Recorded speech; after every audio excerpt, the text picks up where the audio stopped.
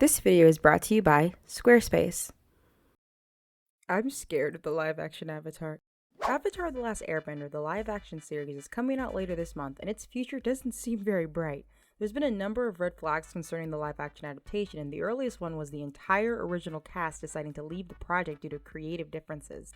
Brian, one of the co-creators of the animated series, posted the news on his Instagram, which I'll link down below. It states, "When Netflix brought me on board to run the series alongside Mike 2 years ago, they made a very public promise to support our vision. Unfortunately, there was no follow-through on that promise. Though I got to work with some great individuals both on Netflix's side and on our own small development team, the general handling of the project created what I felt was a negative and unsupportive environment." To be clear, this was not a simple matter of us not getting our way. Mike and I are collaborative people. We did not need all the ideas to come from us. As long as we felt those ideas were in line with the spirit and integrity of Avatar, we would have happily embraced them. However, we ultimately came to the belief that we would not be able to meaningfully guide the direction of the series. And like I said, the rest of it's going to be linked down below if you want to check out the entire statement. There's already been a bad attempt at an Avatar remake, so fans were pleased by the possibility of one being done right. That possibility keeps shrinking every time a new bit of information about this show gets released. With this new information, we can see the creative differences that they were talking about, and honestly, I would have left the show too. Let's talk about it. Hey guys, it's Spooksy back at again with another video. Before we get back into it, a quick word from our sponsor.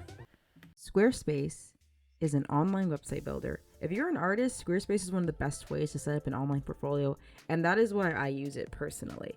It's fully customizable, and I feel it really lets me express myself artistically. However, that can be overwhelming, but do not fear, there's a huge array of flexible website templates you can start with. You can build off of them and make them effective for every device. You can also set up an online store and sell both physical and digital products. And there's even an option to sell member-exclusive memberships where you can add paywalled content. Check out squarespace.com for a free trial.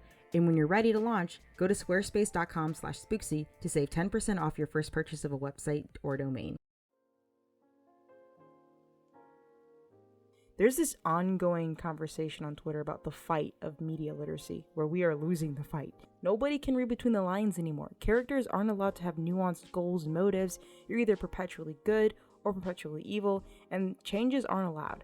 Essentially, it's the idea that newer audiences are a lot stricter with what we find appropriate. A recent example of this seeming lack of media literacy is Scott Pilgrim. Scott Pilgrim started out as a comic series turned movie turned animated spinoff, and the title character, this is consistent on all adaptations, is dating a high schooler, despite not being a high schooler.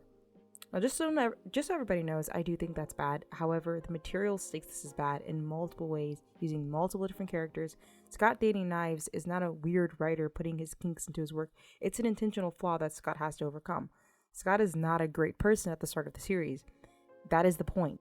Characters can change, they can get better. So let's talk about the changes the new writers are making to adapt this clearly ancient show in the age of streaming for modern audiences. Sokka was sexist at the start of the original animated series, which was clearly intentional on the writer's behalf. You should have waterbended us out of the ice. So it's my fault. I knew I should have left you home. Leave it to a girl to screw things up. You are the most sexist, immature, nut-brained... I'm embarrassed to be related to you!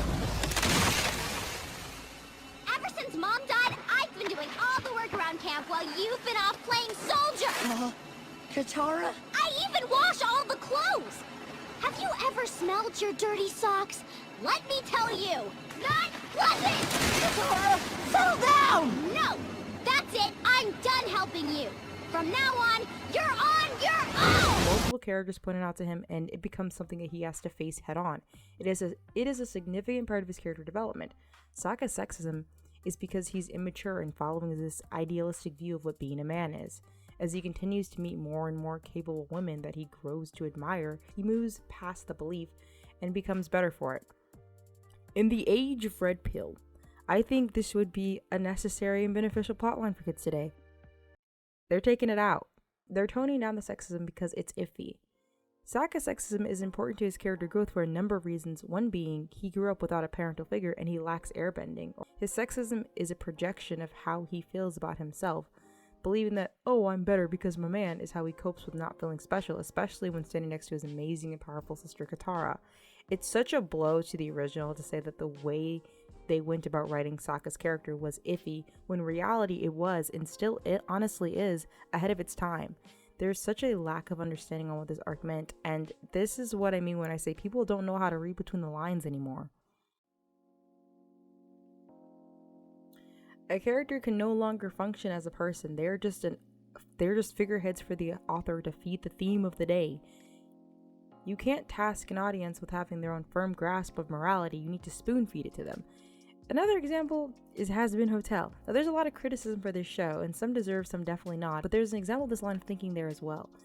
Valentino is some powerful evil guy that is also Angel Dust's abuser. Angel is our beloved character, part of the core cast, so we don't like him. Episode 4 is when we really get into the nitty and gritty of how this dynamic functions between these characters, and a lot of people have taken issue with how Val was depicted. Pretty much, a lot of people think this character was introduced in a very unserious light, and at least once in almost every scene he's in, he gets like made to look pathetic in some way. So a lot of people didn't like how an abusive and terrible character was made to look like a loser, essentially, and felt that he should have been this constantly stoic and serious character. I also saw people saying that it was irresponsible to make him attractive. First of all, this is a bug. If you find him attractive, that's on you. But moving on, Hazbin Hotel, despite a lot of kids watching the series, is not a series made for children. Every villain doesn't need to have the fucking depth of Plankton. They can be real villains and also people. That's not glorifying the actions they do.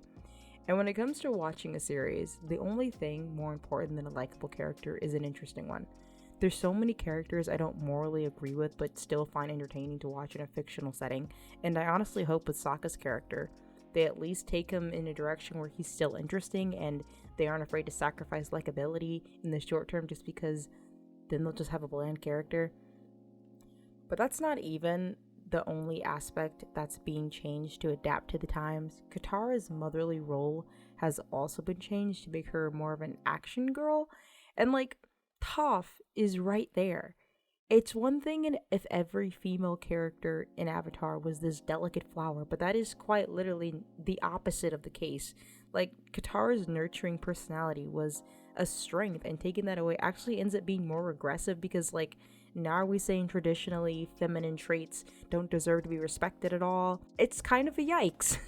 And Katara was already an action girl. Like, she can do both. She was doing both, and you guys just went backwards. What are we doing?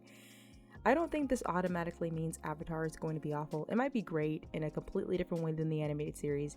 My fear stems from the fact that these changes are being spoken about like they are improvements instead of a fresh interpretation. Like, we have to fix Sokka's sexism. We can't have lighthearted stuff. It's not a cartoon anymore, It sounds like you don't understand what made the source material great. And it just brings me back to like the One Piece live action. I don't know. I've made a video about that. So if you guys want to check that out, I'll put that in the description, or maybe I won't. I don't know. Just check my channel. But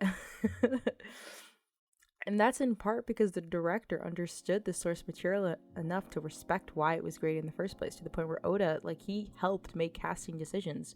Whereas with Avatar, the creators fucking yeeted out the production. It's disheartening, and it definitely lowers my expectations for the show. So, to the World Wide Web, are you excited for the new Avatar, The Last Airbender, releasing this month?